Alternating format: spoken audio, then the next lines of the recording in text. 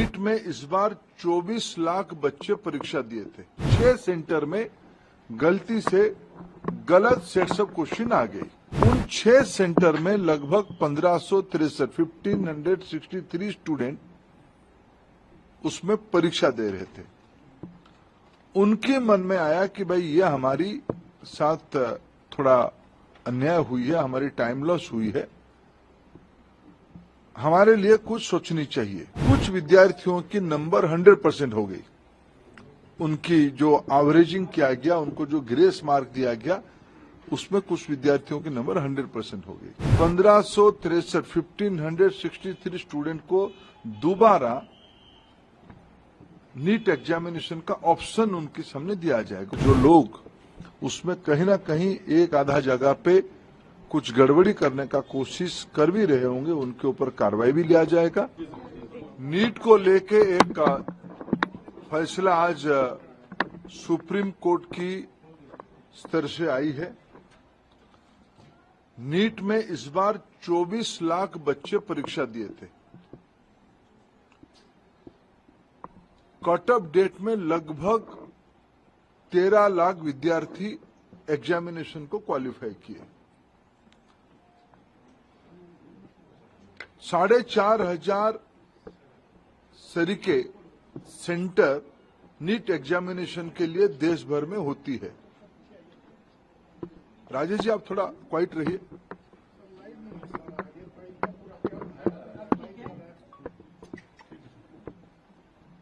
साढ़े 4,500 सेंटर देश भर में होती है। अनेक देशों में भी नीट की सेंटर होती है। खाड़ी की देशों में होती है, पड़ोस की देशों में होती है, और 13 भाषा में एग्जामिनेशन होता है। दुर्भाग्य से इस बार नीट की 2 क्वेश्चन सेट्स होता है। गलती ना हो जाए इसीलिए चुनाव एग्जामिनेशन के दिन ही सूचित किया जाता है। क्वेश्चन सेट ए या बी को यूज किया जाएगा, आइदर ऑफ द वन। इस बार जब परीक्षा हुआ, गलती से आउट ऑफ 4,500 सेंटर 6 सेंटर में गलती से गलत सेट्स ऑफ क्वेश्चन आ गई। जब परीक्षा चल पड़ी, कुछ समय के बाद उसको संज्ञान में लिया गया और उसको विड्रॉ करके फिर सही प्रश्न पत्र दिया गया। उसमें कुछ टाइम लॉस हुई। उन 6 सेंटर में लगभग 1563 स्टूडेंट उसमें परीक्षा दे रहे थे। उनके मन में आया कि भाई ये हमारी साथ थोड़ा अन्याय हुई है, हमारी टाइम लॉस हुई है, हमारे लिए कुछ सोचनी चाहिए।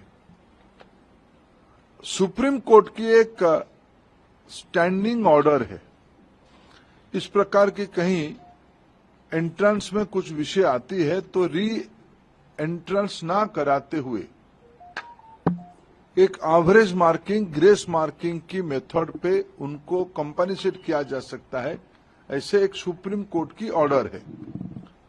क्लैट की स्टूडेंट्स की क्लैट के एग्जामिनेशन के माध्यम से एनटीए ने उसको अप्लाई किया। एक एक्सपर्ट कमेटी बिठाई, उसमें से कुछ रिकमेंडेशन आई और उसको उन्होंने अप्लाई किया। उसके बाद देखा गया कि कुछ विद्यार्थियों की नंबर 100% हो गई। उनकी जो एवरेजिंग किया गया, उनको जो ग्रेस मार्क दिया गया, उसमें कुछ विद्यार्थियों की नंबर 100% हो गई। इसमें भी फिर कुछ लोग कोर्ट पे गए। पहले कुछ लोग कोर्ट पे गए थे कि हमारी टाइम लॉस हुई। कोर्ट ने ऑर्डर दिया तो एनटीए को उसमें एक किस ग्रेस मार्किंग की प्रैक्टिस को अपनाना पड़ा, पद्धति को अपनाना पड़ा। फिर जब ग्रेस मार्किंग में कुछ विद्यार्थियों की नंबर 100% हो गई, तब फिर कुछ लोग कोर्ट पे गए। उस बीच में एनटीए ने फिर एक एक्सपर्ट कमेटी बिठाई, एकेडमिक्स कमेटी बिठाई। उन्होंने कुछ सोच समझ किया और कोर्ट ने आज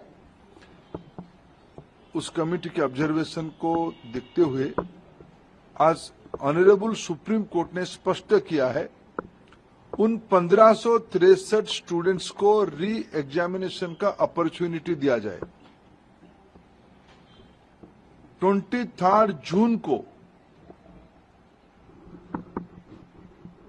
1563 स्टूडेंट को दोबारा नीट एग्जामिनेशन का ऑप्शन उनके सामने दिया जाएगा। वो परीक्षा दे सकते हैं, नहीं तो जो उनको ओरिजिनल परीक्षा की जो नंबर है उनको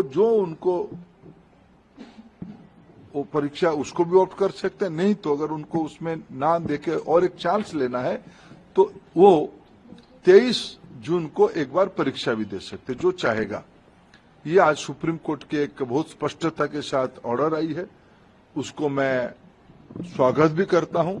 शायद उसके बाद नीट को लेके जो एक संशय और जो शंका सामने आई थी वो आज समाप्त हो रही है। कुछ और विषय ध्यान में आई है, सरकार गंभीरता से उस विषय को ध्यान पे लिया है। हमें पूरा पारदर्शिता, कुछ विषय क्वेश्चन लीक की भी आई है, कुछ रिट पिटीशन उसके ऊपर भी लगी है, सुप्रीम कोर्ट की संज्ञान में है, उसके ऊपर भी सरकार अपना स्पष्ट मत रखेगा। मेरे जितना जानकारी है, नीट एक कॉम्पिटेंट एग्जामिनेशन करने वाला अथॉरिटी बन चुकी है। ये जो 3 प्रेस्टिजियस परीक्षा होते हैं, नीट, जेईई और सीयूईटी, जिसमें से देश की 50 लाख से ज्यादा स्टूडेंट्स की हर एक साल अभी एग्जामिनेशन हो रहा है। विश्वसनीयता बढ़ी है, इसलिए आने वाले दिनों में सारे प्रकार की शंका संशय को दूर करने के लिए और पारदर्शिता लिया जाएगा, और जो लोग उसमें कहीं ना कहीं एक आधा जगह पे कुछ गड़बड़ी करने का कोशिश कर भी रहे होंगे उनके ऊपर कार्रवाई भी लिया जाएगा।